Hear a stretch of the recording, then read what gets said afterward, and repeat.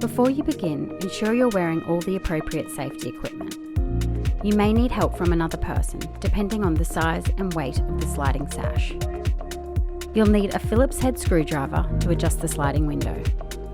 Move the sliding sash close to the window jamb.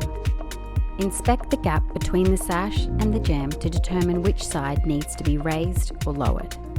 Locate the adjustment screws at the bottom of each end of the sliding sash. Using a Phillips head screwdriver, rotate the adjustment screw anti-clockwise to lower the height of the roller or clockwise to raise it. Check the gap between the sliding sash and the jamb. Adjust the sliding sash again if necessary. Try to close and lock the window. If it does, you've successfully adjusted the sliding window. If the window doesn't close and lock correctly, you'll need to adjust the striker plate. Please refer to our video, How to Adjust the Strike on a Bradnam Sliding Door.